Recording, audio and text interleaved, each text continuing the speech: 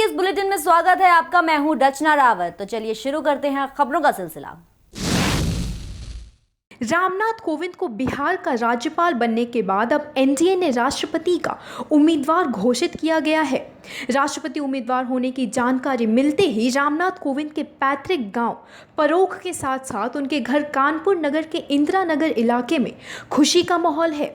मंगलवार को रामनाथ कोविंद के पैतृक गांव में लोग खुशी से झूमने लगे। गांव के लोगों ने एक दूसरे को मिठाई खिलाई और खूब आतिशबाजी की। गांव के स्थानीय लोगों का कहना है कि हमारे शहर और देश के लिए गर्व की बात है कि सरल स्वभाव वाले रामनाथ कोविंद जी देश के राष्ट्रपति बनने जा रहे हैं। ये हम सभी के लिए बहुत सुखद पल है। यहाँ कोई विद्यालय नहीं था। Junior high school only Khanpur था। 6 किलोमीटर हम रामनाथ सभी लोग 10-15 लड़के जाते थे, पैदल जाते थे, पढ़ के आते थे। इनके पिताजी बहुत छोटी दुकान की थी, जमीन एक बिस्वा नहीं थी, लेकिन पढ़ने में रामनाथ जी बहुत मेधावी थे। हमारे साथ जब पढ़ते थे तब भी उनकी लगन देखते थे। जब हम लोग लड़ें और ना पढ़ें तो कहा करते थे, बड़ेल्ला पढ़ा करो, तुम घूमते हो, ये तुम समय बर्बाद करोगे, याद करोगे, ये हमसे कहा करते थे। अच्छे आदमी तो छोड़ से रहे, हम लोग सुनते रहे। अब उसमें ये है कि हम लोगों को बहुत खुशी है कि हमारे गांव के इतने उन्नत पर जा रहे हैं। कोरिया जिले के मनेन्द्रगढ़ विकास खंड में आने वाले ग्राम पंचायत बंजी में मरे हुए लोगों के नाम पर राशन और पेंशन दिए जाने का मामला प्रकाश में आया है। दरअसल बीते साल बंजी गांव के सुमेरी बैगा नामक ग्रामीण की मौत हो चुकी है, लेकिन उसके बावजूद भी उसके नाम से हर महीने पेंशन उठाई जा रही है। वहीं चैती बैगा नाम की महिला की मौत के बाद भी उसके नाम से राशन लिया जा रहा है। तो वहीं बैजनाथ नाम के शख्स की मौत हुए 1 साल होने को है। इनके नाम से पेंशन आज भी मिल रही है। इस मामले में स्थानीय ग्रामीण राधा देवी ने अधिकारियों से शिकायत की, लेकिन अभी तक कोई कार्रवाई नहीं हुई है। इस पूरे मामले में जब इंडिया टाइम के संवाददाता ने जिम्मेदार अधिकारियों से बात की तो उनका कहना था कि दस्तावेजों की जांच करेंगे, लेकिन बड़ा सवाल ये है कि जब सारा रिकॉर्ड ऑनलाइन है तो फिर इतनी बड़ी धांधली कैसे हुई। जो मर गए हैं उनका भाई फालतू उठा रहे हैं फायदा, जो भी इनका नाम कटना चाहिए। जब मृत्यु हो गई उनके नाम से पेंशन भी उठ रहा है। मैं मैडम आई हूँ तो मैं बताइए भैया, अभी देख लीजिए, मेरे को जानकारी चाहिए। इनका मृत्यु हो गया है तो भाई इनका जारी है कि नहीं है, ये कटना चाहिए।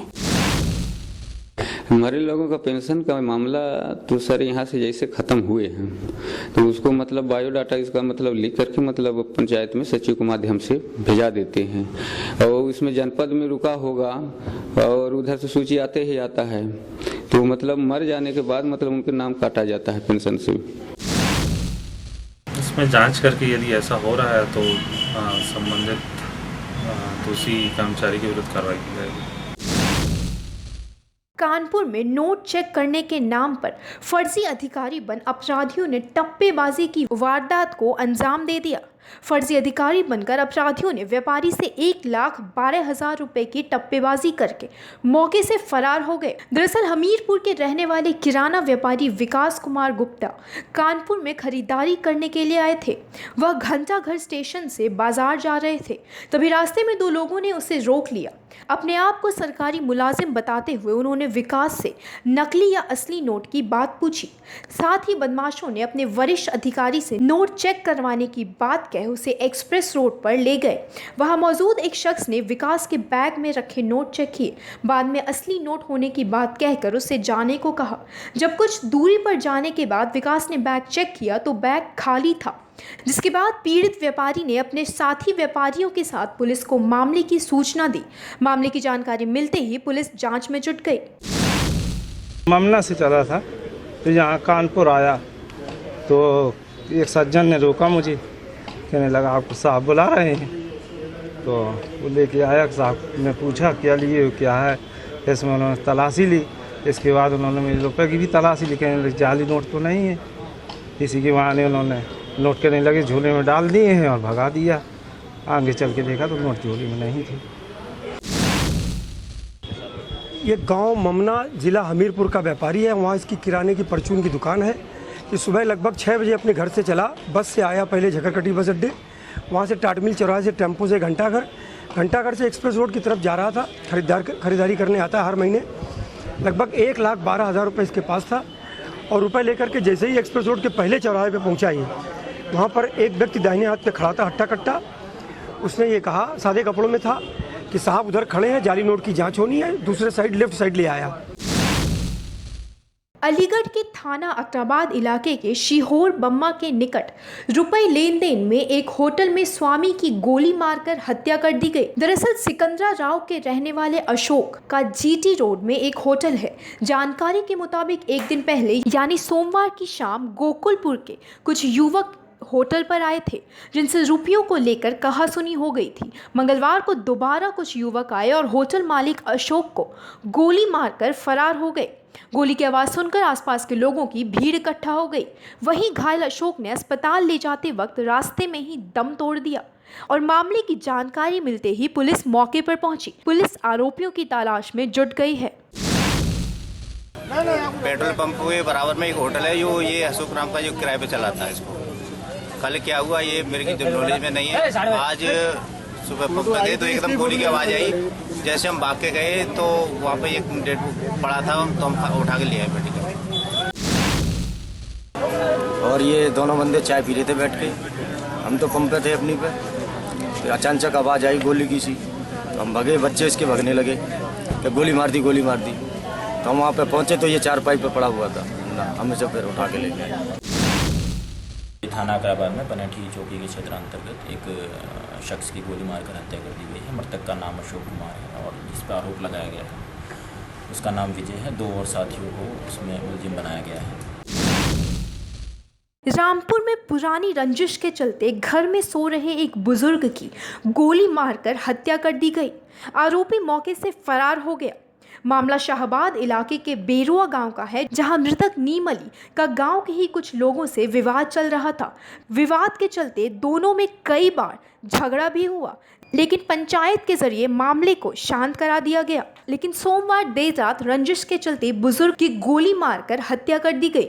मृतक के बेटे गुल्लू के मुताबिक कल्लू, असीम और उस्मान हथियार लेकर घर में घुस गए थे और उनके पिता को गोली मारकर फरार हो गए, जिसमें बुजुर्ग की मौके पर ही मौत हो गई। बुजुर्ग की मौत से परिवार में कोहराम मचा हुआ है। वहीं मृतक के परिजनों ने तीनों के खिलाफ नामजद मुकदमा दर्ज करा दिया है और पुलिस मामले की जांच में जुट गई है। हुआ था ये रात के 12 बजे तक तो मैं जग रहा था। उसके बाद मुझे थोड़ी आँख लगी, 4 मिनट के बाद पैर हुआ, गोली मार दी। किसने मारी गोली? एक कल्लू है, एक आसिम है, एक उस्मान है। सोते में गोली मारी है जी। क्या विवाद चल रहा था? विवाद वो बच्चों में ऐसी वो हो गई थी, थोड़ी उसकी टेंशन थी थोड़ी। शाहबाद थाना क्षेत्र में बैरुआ गांव है, यहाँ भी कल रात को एक व्यक्ति की हत्या हो गई है, जिसमें 3 लोगों को नामजद किया गया है। इस संबंध में मुकदमा दर्ज कर लिया गया है और अग्रिम विधिक कार्रवाई की जा रही है। जैसा कि बताया गया है, इसमें दोनों पक्षों के बीच में पहले से मुकदमेबाजी चल रही थी और जिसमें जो है दुश्मनी वश इन लोगों के द्वारा मर्डर किया जाना बताया गया। रुड़की के गोवर्धनपुर गांव में एक नवविवाहित ने फांसी लगाकर खुदकुशी कर ली। मृतक नेहा की शादी 2 महीने पहले लीला बालिकी गांव में हुई थी। मृतक नेहा के परिजनों के मुताबिक नेहा पिछले 1 महीने से मानसिक तनाव से पीड़ित थी। करीब 10 दिन पहले ही नेहा अपने ससुराल से मायके आई थी। 2 दिन पहले नेहा का पति उसे लेने आया था, लेकिन उसने जाने से मना कर दिया। मंगलवार सुबह जब परिवार वालों ने नेहा का दरवाजा खोलने की कोशिश की, लेकिन दरवाजा अंदर से बंद था। घर वालों ने कमरे की खिड़की से देखा तो उनके होश उड़ गए, जिसके बाद मामले की सूचना मिलते ही मौके पर पहुंची पुलिस ने शव को पोस्टमार्टम के लिए भेज दिया है। ससुराल से आई थी पैर में, वो लेने के लिए भी आता। उसने कह दिया कि मैं अभी नहीं जा रही, 2 दिन बाद चले जाऊँगी। वो अपना छोड़ कर अपनी बहन के यहाँ चला गया। अनंतपुर उसकी बहन थी, उसके दिमाग में पता नहीं क्या बात थी, पता लगा शाम को उसने से खालसा कर लिया है। तनाव में थी वो, ये तो नहीं जान सकते। जब वहाँ से क्या नाम लोग काफ़ी दिन हुए, अभी तो आई है, कितने दिन हुए थे। रुड़की में लूट और चोरी की वारदात रुकने का नाम नहीं ले रही है। ताज़ा मामला रुड़की के सिविल लाइन इलाके का है, जहां मंगलवार दिन दहाड़े पंडित दिवाकर शर्मा की पत्नी प्रियंका शर्मा से बाइक सवार दो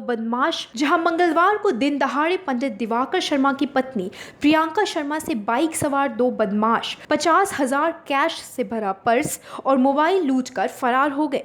वायरलेस सेट पर सूचना फ्लैश होते ही पुलिस महकमे में हड़कंप मच गया।